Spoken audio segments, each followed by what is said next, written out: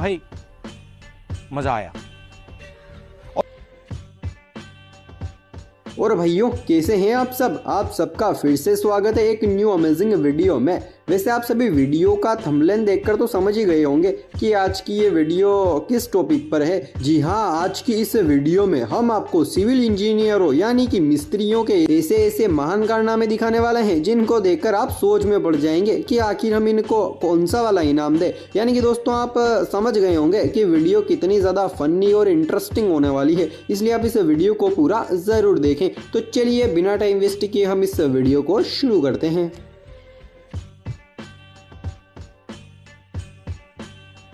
इस शौचालय को देखकर तो ऐसा लगता है कि जैसे ये इंसानों के लिए नहीं बल्कि मछलियों के लिए बनाया गया है। और वैसे भी इतनी मछलियां तो नदी में भी नहीं होती जितनी इस खूबसूरत सी जगह के अंदर है। लेकिन यार कहीं ऐसा तो नहीं कि बनाने वाले मिस्त्री ने इस टॉयलेट के पाइप को डायरेक्ट समुद्र से ही जोड़ दिया? हाँ, यही हो सकता है, तभी तो ये हाल है, वरना टॉयलेट तो हमारे घर में भी है। हमारे घर में तो कभी ऐसा नहीं हुआ भाई। वैसे इंजीनियर दो प्रकार से बनते हैं, एक तो कॉलेज से डिग्री लेकर और दूसरा ऐसे ही मिस्त्रियों के साथ काम कर करके इंजीनियर बन जाते हैं। लेकिन साला मुझे तो ये समझ नहीं आ रहा कि ये गधा इंजीनियर कैसे बन गया।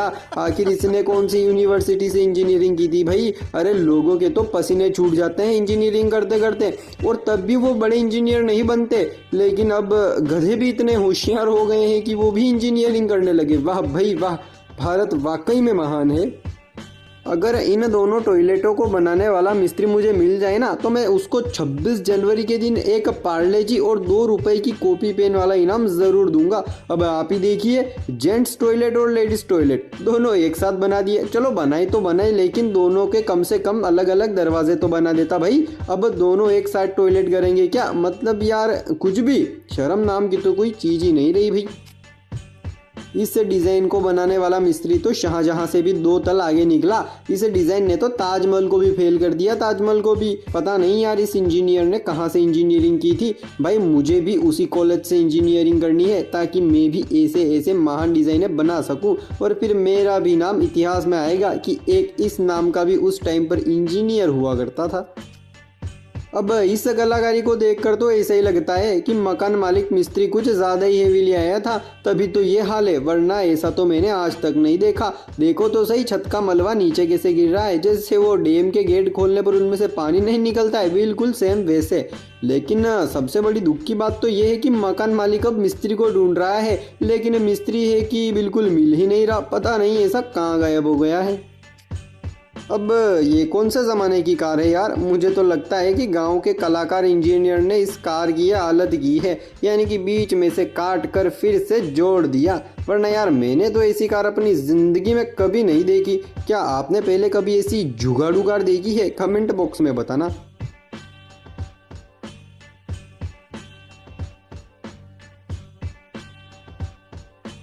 आपसे किसी ना किसी ने ये तो ज़रूर पूछा होगा कि पहले मुर्गी आई या फिर अंडा, लेकिन वही ये बात तो बहुत पुरानी हो गई है। अब आप मुझे ये बताइए कि यहाँ पर पहले पटरी आई या फिर खंबा, क्योंकि अब सरकार कंफ्यूज है कि आखिर हम इनाम दे तो दे किसे, इस पटरी बिछाने वाले को या फिर इस खंबे लगाने वाले इंजीनियर को, क्योंकि दोनों इंजीनियरों में से एक ने काम ही कुछ ऐसा किया है, वाकई में तारीफ काबिल है भाई।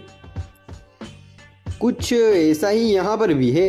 अब मुझे तो ये समझ में नहीं आ रहा कि यहाँ पर बिजली विभाग वाले ने कब्जा किया है या फिर इस मकान मालिक ने, लेकिन भाई जो भी है ठीक है। अब इस घर को डिप्पी के अंदर कहो या इस डिप्पी को घर के अंदर कहो, दोनों ही बातें अपनी अपनी जगह बिल्कुल सही हैं। अब ये क्या मामला है यार? माना कि उधर सीढ़ियाँ ऊपर चढ़ने के लिए है, लेकिन भाई इस तरफ सीढ़ियाँ क्या छोटे बच्चों के खेलने के लिए बनाई है क्या? दोनों तरफ तो रेलिंग लगी हुई है, तो फिर इन सीढ़ियों से कोई अंदर जाएगा तो जाएगा कैसे? लगता है मिस्त्री थोड़ा ज़्यादा ही दिमागदार था, तभी तो उसने ऐसी कलाकृति बनाई, वरना अब यार ऐसा कौन करता है। कुछ ऐसा ही इस घर में भी है। ज़रा ध्यान से देखो, छत पर बच्चों के खेलने का पूरा सिस्टम बनाया हुआ है, लेकिन भाई मिस्त्री ने ये क्या किया? ये रिपस पट्टी बच्चों के खेलने के लिए बनाई या फिर कुछ और इरादे से बनाई थी? सीधा घर से नीचे, मतलब कोई भी बच्चा यहाँ पर खेलने के मूड में आएगा और वो सीधा ज़िंदगी से ही खेल जाएगा। वाह बेटे, मौज कर दी, तुम तो बड़े हेवी मिस्त्री हो। अब यार इस मिस्त्री ने तो कंफ्यूज कर दिया कि आखिर हम इसको इनाम कौन सा वाला दें। मुझे तो कुछ भी समझ नहीं आ रहा, आप ही कुछ आइडिया दीजिए भाई।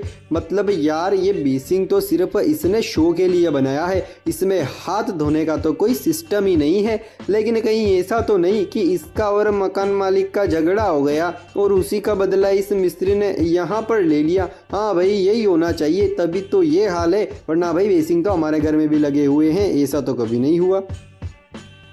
देखो यार मैं बहुत आलसी हूँ, क्योंकि एक तो मैं 9 बजे उठता हूँ और मैं घर में भी काम थोड़ा बहुत ही करता हूँ। लेकिन आज तक मुझे ऐसा लगता था कि मैं दुनिया का सबसे बड़ा आलसी आदमी हूँ। लेकिन भाई सबसे हैरानी की बात तो ये है कि आज मुझे मुझसे भी बड़ा आलसी मिल गया। हाँ ज़रा आप इस इमेज को ही देखिए। अब इस रोड को बनाने वाला इंजीनियर इतना बड़ा आलसी था कि उससे एक खजूर की डाली तक नहीं हटी। यार आलसपन की भी हद होती है, मैं भी इतना आलसी नहीं हूँ। इस इंजीनियर ने तो मुझे भी फेल कर दिया। अरे तेरी तो नहीं है क्या, दीवार ने तो बेचारे मिस्त्री का सिर ही तोड़ दिया। लेकिन भाई इस मिस्त्री को दुख इस बात का नहीं है कि मेरे सर में लग गई, इसे दुख इस बात का है कि इस दीवार ने मेरे ऊपर ही क्यों वार किया, पास वाले के ऊपर भी तो कर सकती थी ना। मतलब कुछ तो गड़बड़ है यार, लगता है दया कोई बुलाना पड़ेगा। वैसे दोस्तों आपको वीडियो कैसी लगी, अच्छी लगी ना, तो जल्दी से बिना सोचे समझे इस वीडियो को लाइक कर दीजिए और एक प्यारा सा छोटा सा नन्हा सा कमेंट भी कर दीजिए। और अगर आपको आगे आने वाली ऐसी ही और फनी और मज़ेदार वीडियोस देखनी है तो जल्दी से हमारे, तो मेरे प्यारे भाइयों बहनों आज के वीडियो में बस इतना ही। फिर मिलते हैं हम अगली वीडियो में, तब तक के लिए जय हिंद जय भारत।